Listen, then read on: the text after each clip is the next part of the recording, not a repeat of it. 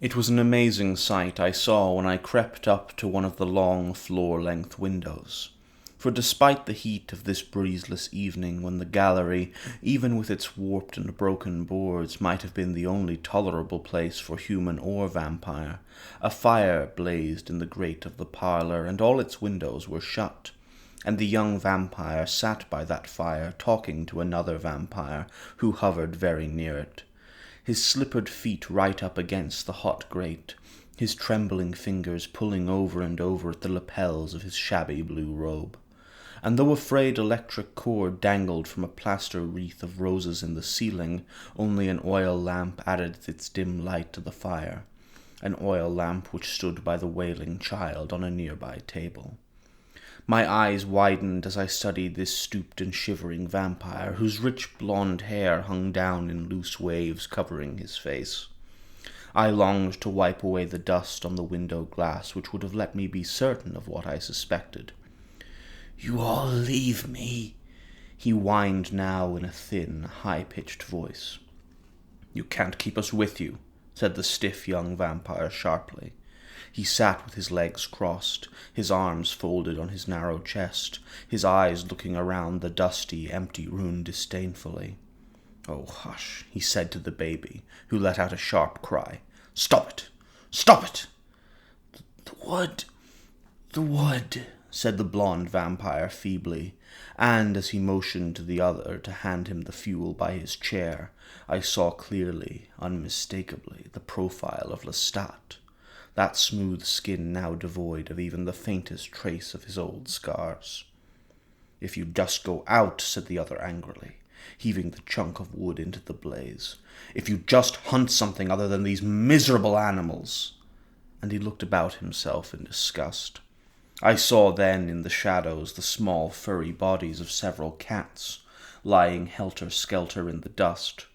A most remarkable thing, because a vampire can no more endure to be near his dead victims than any mammal can remain near any place where he has left his waste.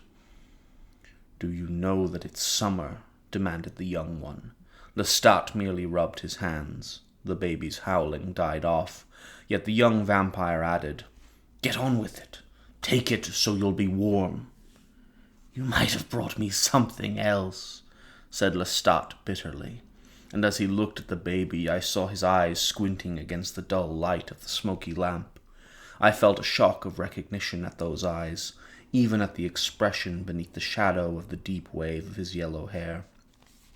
And yet to hear that whining voice, to see that bent and quivering back. Almost without thinking, I rapped hard on the glass. The young vampire was up at once, affecting a hard, vicious expression. But I merely motioned for him to turn the latch, and Lestat, clutching his bathrobe to his throat, rose from the chair. "It's Louis! Louis!" he said. "Let him in!" And he gestured frantically, like an invalid, for the young nurse to obey. As soon as the window opened, I breathed the stench of the room and its sweltering heat.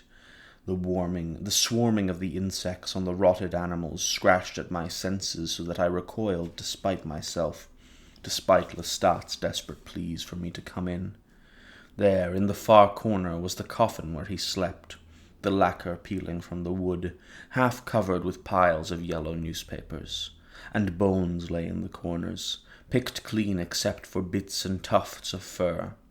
But Lestat had his dry hands on mine now, drawing me towards him and towards the warmth, and I could see the tears welling in his eyes, and only when his mouth was stretched in a strange smile of desperate happiness that was near to pain did I see the faint traces of the old scars. How baffling and awful it was, this smooth-faced, shimmering, immortal man, bent and rattled and whining like a crone. "Yes, Lestat," I said softly. "I've come to see you." I pushed his hand gently, slowly away, and moved towards the baby, who was crying desperately now from fear as well as hunger. As soon as I lifted it up and loosened the covers, it quieted a little, and then I patted it and rocked it.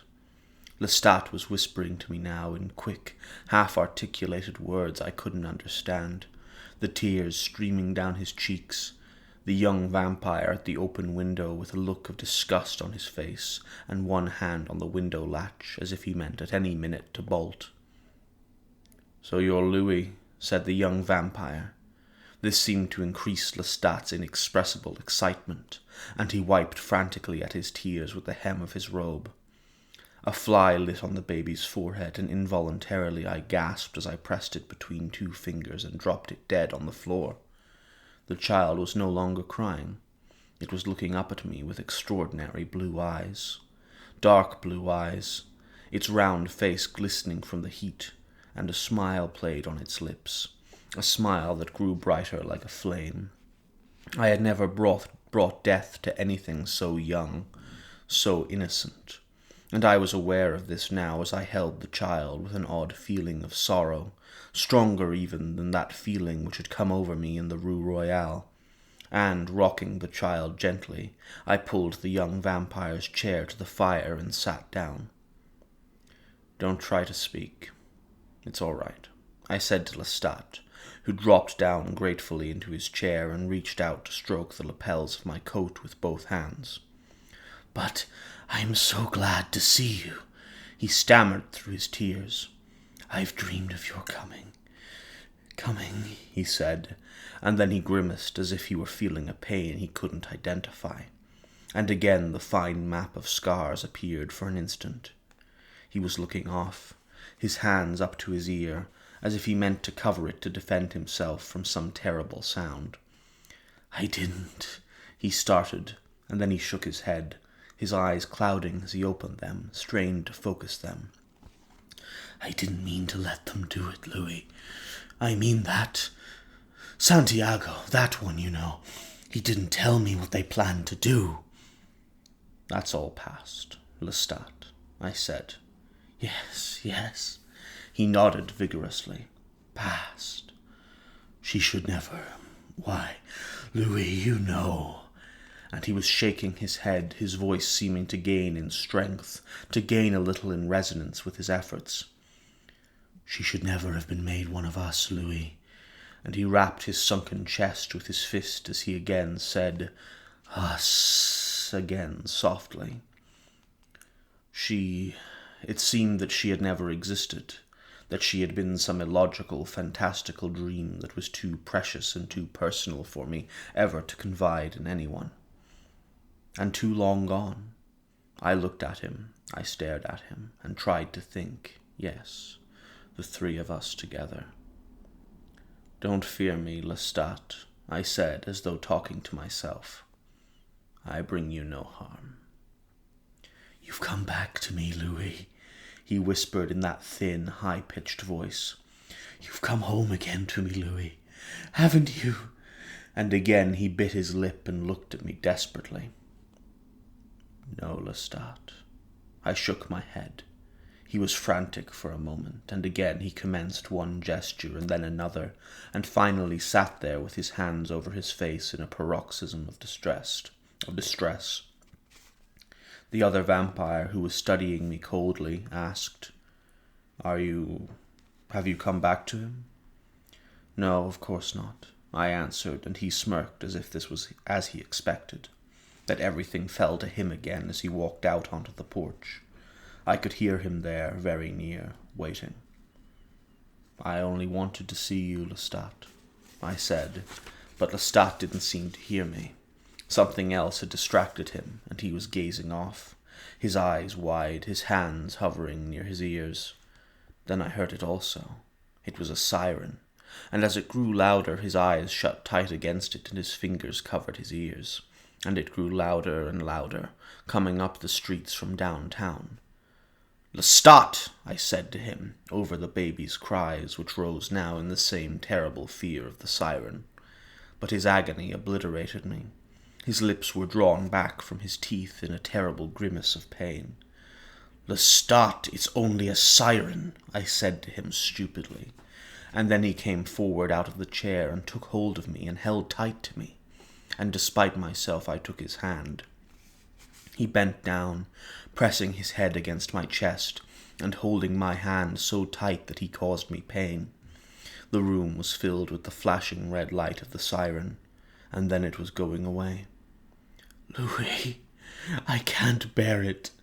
I can't bear it," he growled through his tears. "Help me, Louis. Stay with me." "But why are you afraid?" I asked. "Don't you know what these things are?"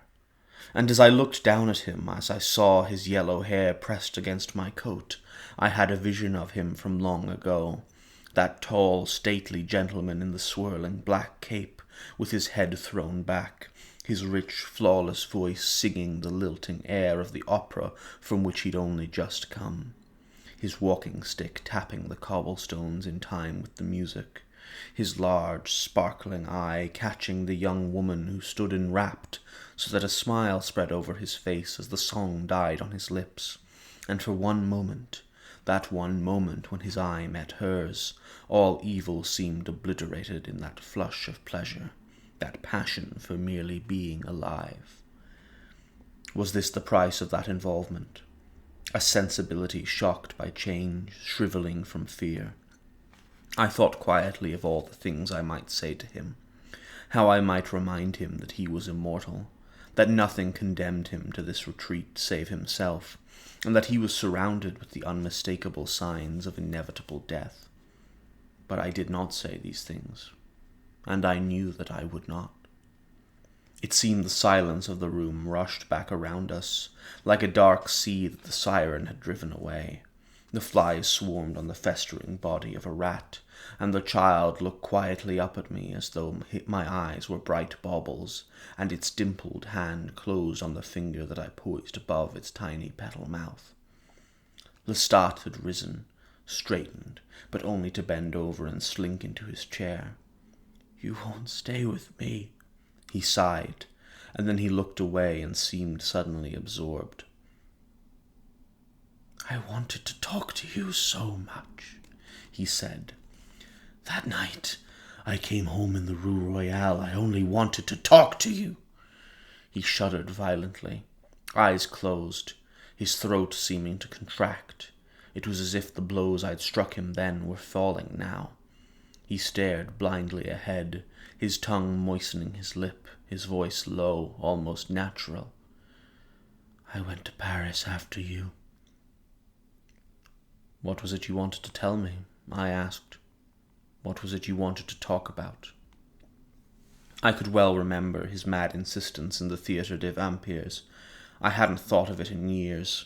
No, I had never thought of it, and I was aware that I spoke of it now with great reluctance. But he only smiled at me, an insipid, near-apologetic smile, and shook his head. I watched his eyes fill with a soft, bleary despair. I felt a profound, undeniable relief.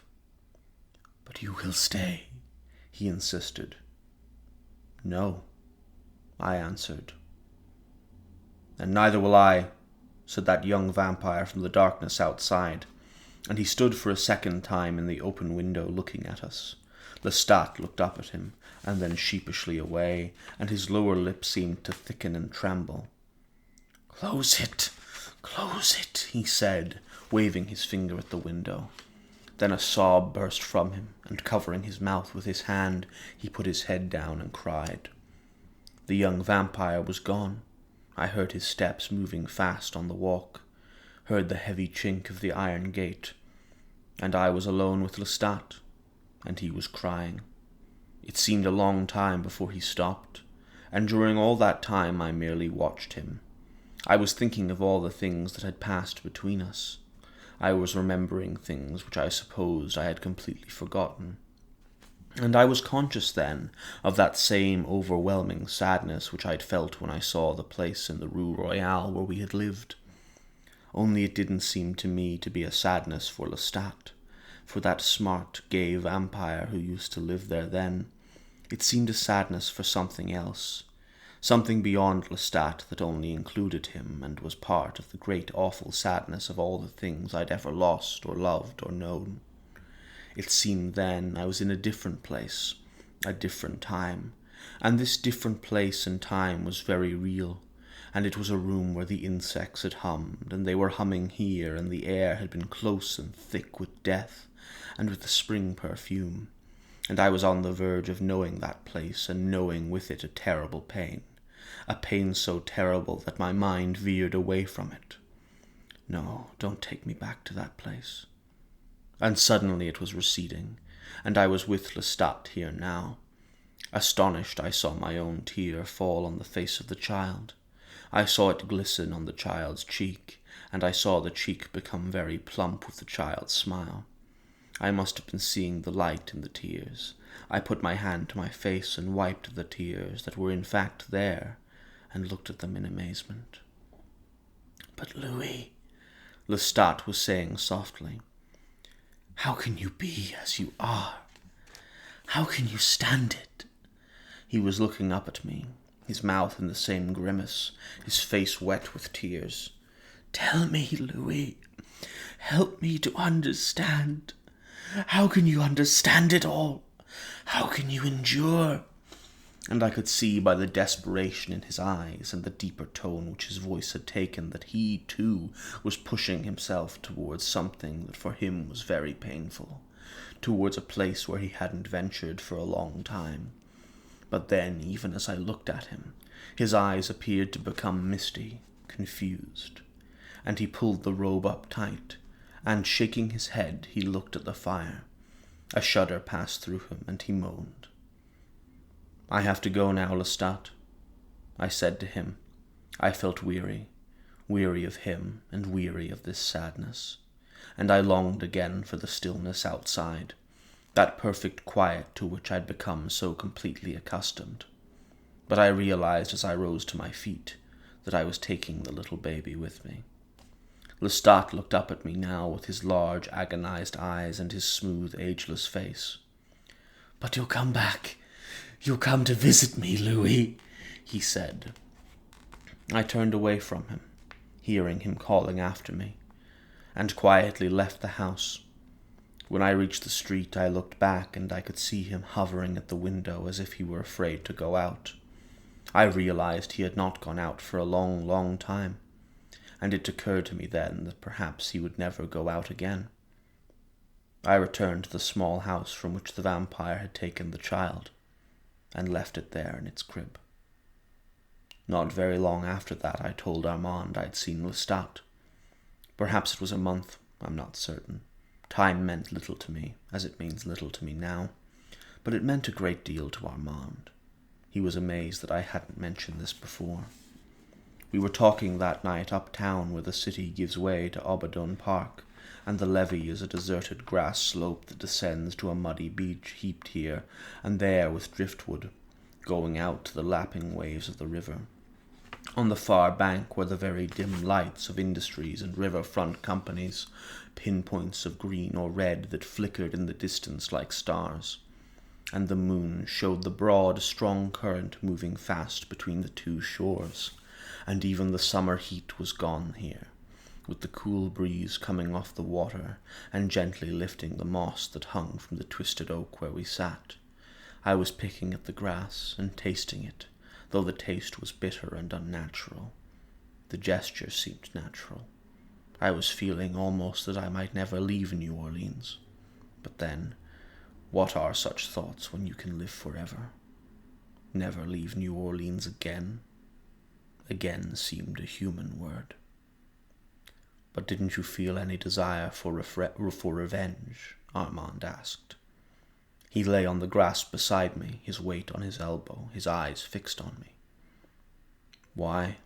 I said calmly. I was wishing, as I often wish, that he was not there, that I was alone with this most powerful and cool river under the dim moon.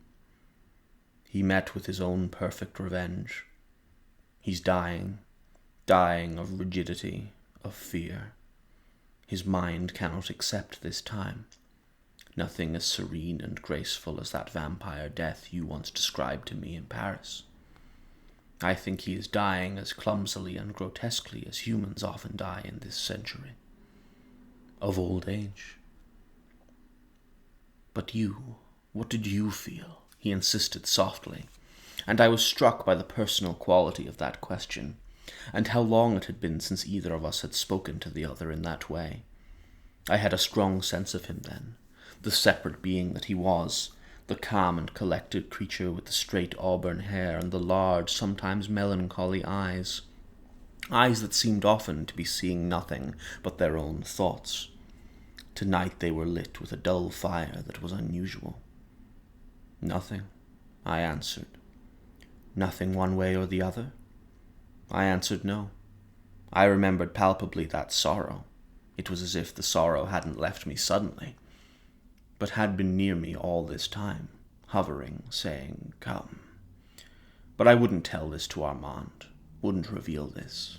And I had the strangest sensation of feeling this need for me to tell him this, or something, a need strangely akin to the need for living blood. "But did he tell you anything? Anything that made you feel the old hatred?" he murmured. And it was at this point that I became keenly aware how distressed he was. "What is it, Armand? Why do you ask this?" I said. But he lay back on the steep levee then, and for a long time he appeared to be looking at the stars. The stars brought back to me something far too specific. The ship that had carried Claudia and me to Europe, and those nights at sea when it seemed the stars came down to touch the waves. "I thought perhaps he would tell you something about Paris," Armand said. "What should he say about Paris? That he didn't want Claudia to die?" I asked. Claudia again. The name sounded strange. Claudia spreading out that game of solitaire on the table, that shifted with the shifting of the sea, the lantern creaking on its hook, the black porthole full of the stars. She had her head bent, her fingers poised above her ear as if about to loosen strands of her hair. And I had the most disconcerting sensation that in my memory she would look up from that game of solitaire, and the sockets of her eyes would be empty. "You could have told me anything you wanted about Paris, Armand," I said. "Long before now. It wouldn't have mattered." Even that it was I who... I turned to him as he lay there looking at the sky, and I saw the extraordinary pain in his face, in his eyes. It seemed his eyes were huge, too huge, and the white face that framed them too gaunt. "That it was you who killed her? Who forced her out into the yard and locked her there?" I asked. I smiled. "Don't tell me you have been feeling pain for it all these years. Not you." And then he closed his eyes and turned his face away, his hand resting on his chest as if I'd struck him an awful sudden blow. "You can't convince me you care about this," I said to him coldly. And I looked out towards the water, and again that feeling came over me, that I wished to be alone. In a little while I knew I would get up and go off by myself. That is, if he didn't leave me first, because I would have liked to remain there actually. It was a quiet, secluded place. "You care about nothing," he was saying, and then he sat up slowly and turned to me so again I could see that dark fire in his eyes. "I thought you would at least care about that. I thought you would at least feel the old passion, the old anger if you were to see him again.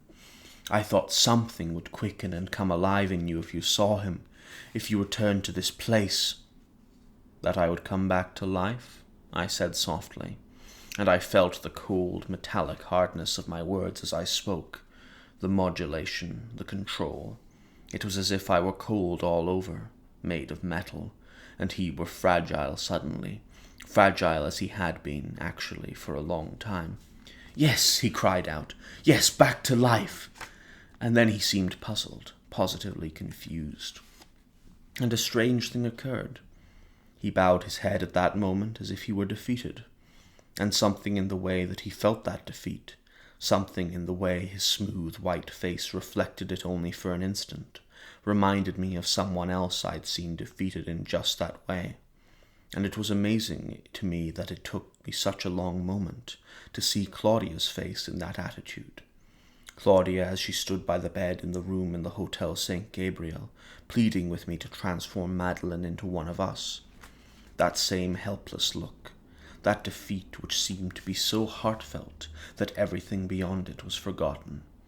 And then he, like Claudius, seemed to rally, to pull on some reserve of strength, and he said softly to the air, "I am dying." And I watching him, hearing him, the only creature under God who heard him, knowing completely that it was true, said nothing. A long sigh escaped his lips. His head was bowed, his right hand lay limp beside him in the grass. "Hatred, that is passion," he said. "Revenge, that is passion." "Not from me," I murmured softly.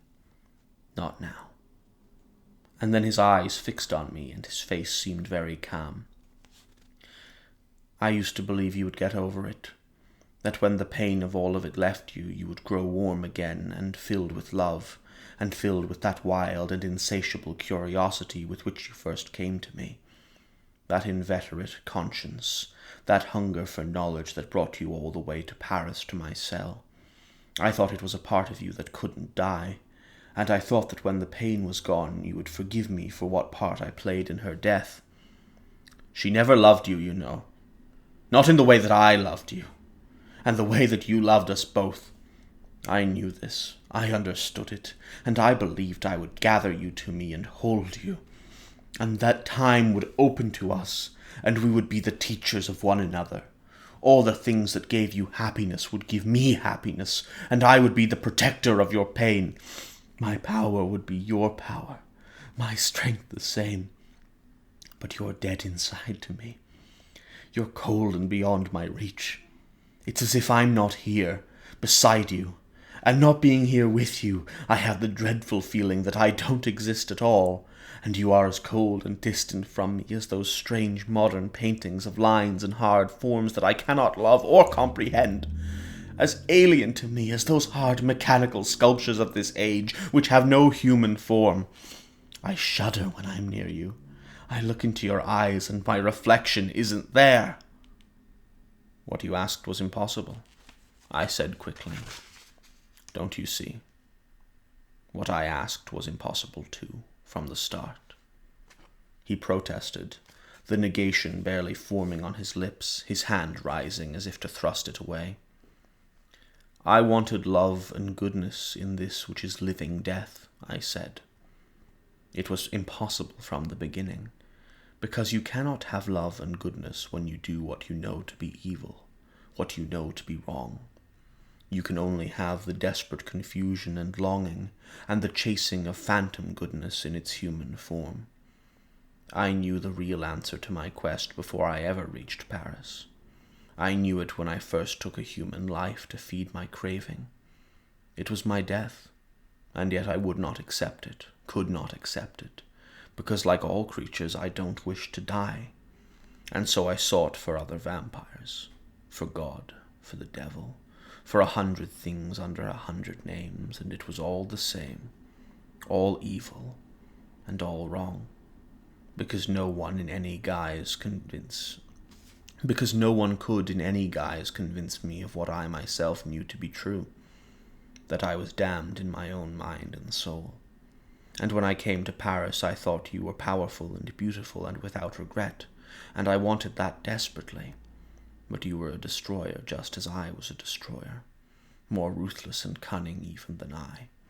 You showed me the only thing that I could really hope to become, what depth of evil, what degree of coldness I would have to attain to end my pain. And I accepted that, and so that passion, that love you saw in me, was extinguished, and you see now simply a mirror of yourself." A very long time passed before he spoke. He'd risen to his feet, and he stood with his back to me looking down the river, his head bowed as before, his hands at his sides. I was looking at the river also. I was thinking quietly. There is nothing more I can say, nothing more I can do. "Louis," he said now, lifting his head, his voice very thick and unlike itself. "Yes, Armand," I said. "Is there anything else you want of me? Anything else you require?" "No," I said. What do you mean? He didn't answer this. He began to slowly walk away. I think at first I thought he meant only to walk a few paces, perhaps to wander by himself along the muddy beach below. And by the time I realized that he was leaving me, he was a mere speck down there against the occasional flickering in the water under the moon. I never saw him again. Of course, it was several nights later before I realized he was gone. His coffin remained, but he did not return to it, and it was several months before I had that coffin taken to the St. Louis Cemetery and put into the crypt beside my own. The grave, long neglected because my family was gone, received the only thing he'd left behind. But then I began to be uncomfortable with that. I thought of it on my waking, and again at dawn right before I closed my eyes. And I went downtown one night and took the coffin out, and broke it into pieces, and left it in the narrow aisle of the cemetery in the tall grass. That vampire who was Lestat's latest child accosted me one evening not long after. He begged me to tell him all I knew of the world, to become his companion and his teacher. I began telling him that what I chiefly knew was that I'd destroy him if I ever saw him again. You see, someone must die every night that I walk until I have the courage to end it, I told him. And you're an admirable choice for that victim, a killer as evil as myself. And I left New Orleans the next night because the sorrow wasn't leaving me, and I didn't want to think of that old house where Lestat was dying, or that sharp modern vampire who'd fled me, or of Armand. I wanted to be where there was nothing familiar to me, and nothing mattered. And that's the end of it. There's nothing else. And that's where we're going to leave it for today. Alright, so that is another section of Interview with the Vampire. What's going on today as we draw to a close very, very nearly on this book. There's only one more day left, and it's a short little section, but it's a very important section still anyway. Well, this section has two main bits, and the first is Louis reconfronting Lestat after all these years, and how fitting it is that when Louis finds Lestat again, he finds him in this ragged and pathetic state, a shadow of his former vampiric arrogance. And the reason for this appears to be that in the absence of his abuse and possession of Louis, and Louis in particular, because Louis's view of the world had impacted Lestat in a significant manner, he has been unable to adapt to the changing age and is no longer able to delude himself morally. There appears to be a kind of dual element here. The first being his inability to adapt to the age. He flinches at the sirens, he wants the window closed, he can't go outside because of all the lights and noises of the city. But there's also a level of moral delusion that he's no longer able to put up about himself. When he is brought the baby to feed on by his slave vampire that he's created, he refuses it. He is instead feeding on cats, as he once mocked Louis for doing, feeding on animals. And this is interesting because, first of all, this is a kind of liberty that Lestat never afforded to Louis himself, really. Lestat forced Louis to kill humans on a number of occasions and killed humans in front of him quite readily. So it's kind of a fitting comeuppance in that regard. But it's also the fact that Lestat can no longer bring himself to kill a mortal, where previously he would do so readily. And it appears that in the aftermath of observing Louis's morality, or perhaps something else that has occurred, Lestat has kind of had his entire worldview fall apart. Without being able to be this powerful vampire that possesses Louis and controls him and wanders, the world bringing death at night, he kind of falls apart, and he starts to realize that he can't really live with himself. He asks Louis, "How do you do it? How do you live with what we are?" Which is ironic because previously this is the kind of question Louis was posing to Lestat, and Lestat justified it in terms of, I like it, I do this because I enjoy it. And now it's fallen in on itself because he can't. He can no longer enjoy it. His enjoyment has gone out of his evil, and it's a fitting comeuppance, and he has to face the consequences of his actions. But Lestat doesn't recognize his actions as bad. He's forced to reckon with this guilt and consequence, but he's not actually trying to fix his behavior. In fact, what he wants more than anything is a return to how things were. That's why he's constantly doing this, bringing back, he's begging Louis to come back to him. And when he talks about Claudia, he talks about how she should never have been made a vampire. But I think the real reason for him regretting making Claudia is that she took Louis away from him. Not any moral concern about Claudia herself, just a concern and a longing to go back when it was just him and Louis, and he could easily rein in and control Louis and use him for his own ends.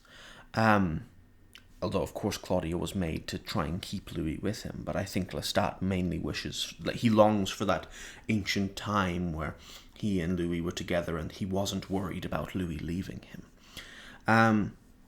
But he wants Louis to come back to him so he can regain this former position of power and become the same handsome, dark figure in the cape that he was prior to this. But the thing that illustrates Louis's character development over the course of this story is that Louis has grown strong enough to refuse him. Louis has finally broken the hold of other vampires over him. He's finally broken the hold of Lestat, and he's finally broken the hold of Armand, and he has no choice but to have broken the hold of Claudia. And in the last section, I talked about how it's a bit iffy here because Louis says that he longs for Lestat in ways that aren't specifically of hatred. But when we see him actually talk to Lestat here, we realize that longing is more of a vague nostalgia as opposed to a thorough obsession as it used to be. And Louis is now fully capable of just looking at Lestat and saying no. And this is as Lestat pulls out every abuser trick in the book to try and get Louis to stay with him. He begs him, he promises things will be different. He wants things to go back to how they were, just the two of us, that kind of deal. I'm sorry, I didn't mean to do the thing that created all these problems. I was wrong. But he actually never even says he's wrong. He never even says he's sorry. And that, I think, is what... Okay, I'm not 100% sure on that. But I don't think he says he's sorry. And he certainly doesn't sound sorry. And so if there is a lack of contrition here, I think it just further illustrates his desire to regain control over Louis. And Louis is strong enough at this stage to just walk out. He's had enough. Finally, Louis, finally. It took you an entire book, but you've done it. You've finally broken Lestat's hold over you. Well done. And not only that, but as Louis walks out and leaves Lestat behind, leaves Lestat to his fate, Lestat's slave also leaves him, and later tries to come and serve Louis. But Louis, showing a glimmer of hope for his character, for a potential redemption in some aspect, he refuses the slave. He tells him no. He tells him, I'm not going to do this. And this refusal to perpetuate this vampiric power dynamic of master and slave is a step towards breaking the cycle of abuse that is recurrent throughout this novel. Louis breaks the cycle by walking out on Lestat, and he further breaks the cycle by refusing to take on a slave of his own and by losing interest in Armand. While in the room with Lestat, Louis feels a distinct sadness come over him.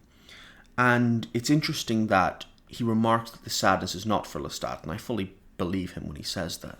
But the sadness is instead a kind of general ennui for everything he has lost. And what I think this ultimately proves is that the true detachment Louis aspires towards is not possible. But he uses that detachment as a mask to avoid having to be a good person and having to reckon with his actions. For example, he claims that he felt nothing while in that room in order to escape from Armand's questioning and to act as though he has fully detached himself from human emotion to a complete degree. I think he's gone a great deal towards detaching himself from human emotion, but what that little section illustrates is that that is impossible. Because no matter what Louis does, he will still at his core be human, as is the case with all vampires, because they are people.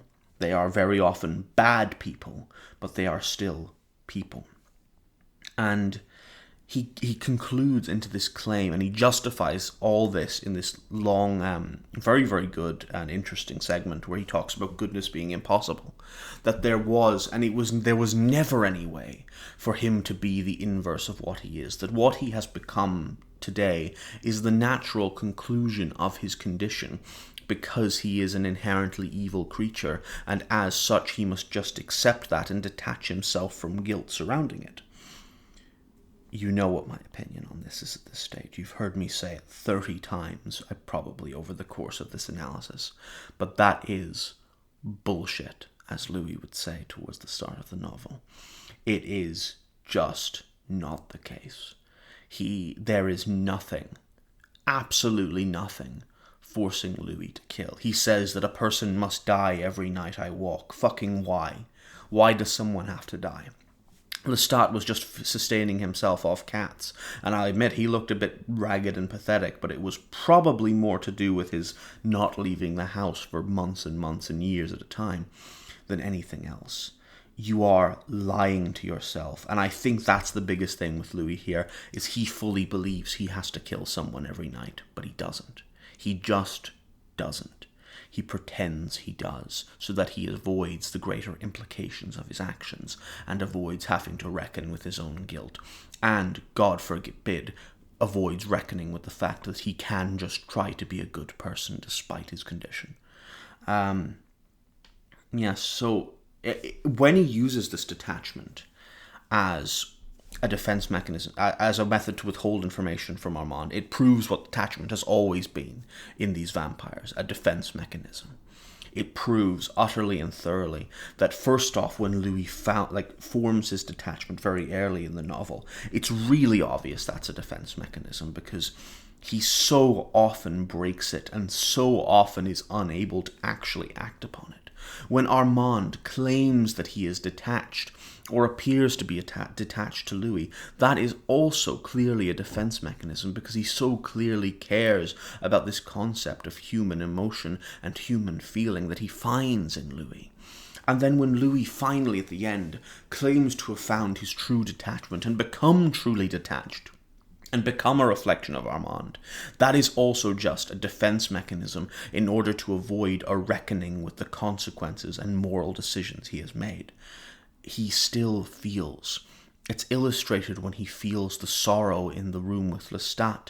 He knows the difference between good and evil. He's just decided within himself and convinced himself, deluded himself thoroughly, that he is only capable of evil and that good is impossible in his condition, when that is not true. When he can be a good person, there's nothing forcing him to be a bad person. He is just choosing to be bad, because it's easier for him at the end of the day, even though he's convinced himself. But yeah, you know that at this stage with this text, my opinion on that. But yes, the other main segment here is when Louis tells Armand to leave. Well, he doesn't tell Armand explicitly to leave. His element of disregard for Armand is illustrated in the fact that he doesn't tell Armand to leave. He just kind of hopes that he will, and eventually does get his wish through a sort of habitual neglect. And Armand and Lestat get very fitting ends in this regard, because both Armand and Lestat are not killed. I think it will be very satisfying to have them be killed, but I also think it's not poetic enough for them to just be killed. What Armand and Lestat receive as a fitting punishment is that they are forced to reckon with the consequences of their actions, whether they recognize those actions as bad or not. they are still forced to face the guilt and suffering of what they have done. And through this, they both lose what is most important to them because of their evil, and it will never be possible for them to regain it. Armand is unable to... Armand, in his attempt to possess Louis, destroyed the one thing which fascinated him about Louis. Lestat, in his efforts to possess Louis, lost Louis and drove him away forever. Both of their suffering is their own faults, and they will suffer for the rest of their immortal lives because of what they have done. They, for the first time, have to actually face consequences. They cannot detach themselves from this suffering because it is so self-inflicted and so core to their beings. It is poetic justice at its finest. And the implication at the end of this text is that they go off and die. At least with Armand, that's definitely the implication. Lestat we'll get onto in a little bit. But the implication, certainly, with Armand walking off into the distance and Louis never seeing him again, is that Armand probably just walks off and faces a sunrise. He appears to have lost all meaning. And it's a fitting end. And it really makes me sad, because I think it's really dumb in the sequels that Louis meets Lestat and Armand again. And the second he meets them, all is forgiven, and they are immediately back in this obsessive, unhealthy, abusive love. When I read The Vampire Lestat for the first time, I was quite enjoying the text for the most part, up until the point where Lestat meets Louis again after the events of Interview. And all that happens is Louis immediately runs and embraces him and is back in love with him, which feels entirely contrary to the conclusion that has just come to here at the end of Interview. And I know The Vampire Lestat does this thing where it's like Louis was telling lies the whole time, and I don't care, because it makes him a far less interesting character then. He's a far more interesting character in this book. And it's such a frustrating continuation of this character arc, where apparently Louis has this really impactful, dramatic moment where he sees Lestat on the ground begging him to come back and serve him and be with him forever. And Louis looks him in the eyes and says no, and walks out. What a powerful character moment that the sequels just throw out the fucking window. It is really, really bad. I don't like that at all. I think the sequels have a lot of merit in places, but I think the way they deal with characters' pasts is really inconsistent and really annoying. Characters behave to people who have treated them incredibly poorly in the past in really jarring and odd ways. For some reason, it seems that these supposedly immortal and very, very petty creatures, the same creatures of whom Santiago wanted to kill someone because they called him a buffoon, these same supposedly creatures, and Anne Rice seems to want vampires to have these inherent characteristics that, are placed upon them purely by being vampires. For some reason, they're willing to forgive everything after a few years' absence. I really don't like it or get it, and I wish that was not the case in the sequels. I wish Louis were done more justice, because in the sequels he just becomes a sidekick to Lestat, as opposed to his own character. He becomes a kind of wet dishcloth of a sounding board off which Lestat illustrates his own narcissistic quote-unquote genius. It's my least favorite thing about them, I think. They did my boy Louis dirty, even though he's a horrible, horrible person.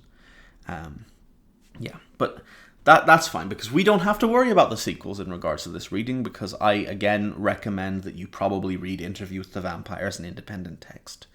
and just treat it as its own individual piece of literature, and then worry about the sequels in their own context, because it feels like they're basically a different series, and they're trying to do a different thing to what Interview is trying to do.